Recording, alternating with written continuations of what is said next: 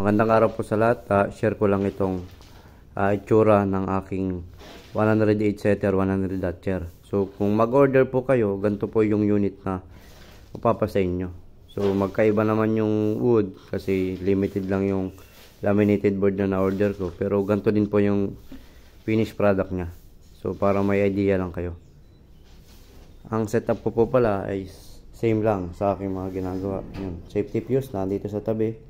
Main switch, manual and automatic switch, light indicator for power, temperature controller, yun 6231A, Lilitech po yan, and heater indicator.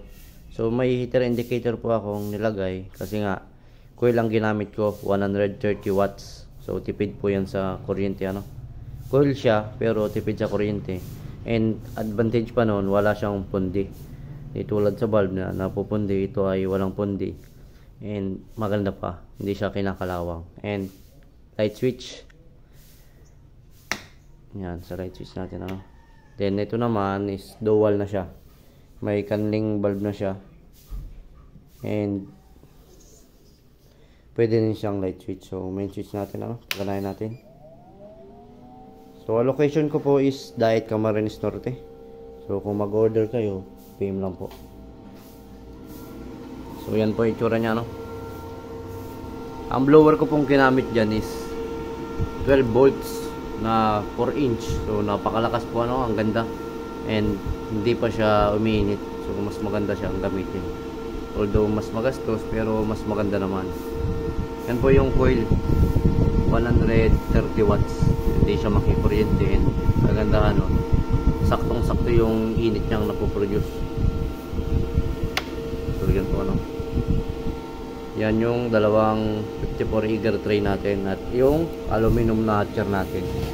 So aluminum para kahit basahin mo, linisin mo siya, walang problema kasi di siya kakalawangin. So yan, apat na partition. Sa baba po pwede nyo lagyan ng sapin para hindi na sisira or nadudumihan masyado. Ang air hole po pala niyan is dalawa, nandun 16mm.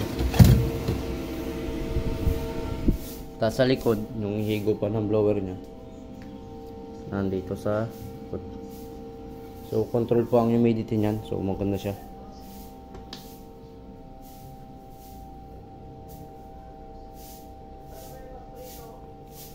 So sa mga gusto pong order, PM lang po kayo para sa mga early bird natin. Yan, yung temperature po niyan is dapat naka 100 Fahrenheit stable. So 37.8, same as dito. So ngayon mababa pa siya, 32 pa lang. Mababa pa naman siya. Mamaya magse-settled na siya.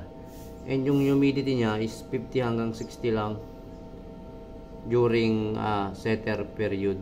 So pag hatching days na, papataasin mo na yan, nasa 60, 70 ganyan, 70 pataas.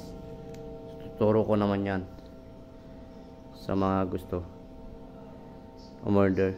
So PM lang po sa mga gusto ng ganito. So made to order po ito. So mga 3 araw ko lang naman ginagawa. PM lang po kayo sa mga gusto.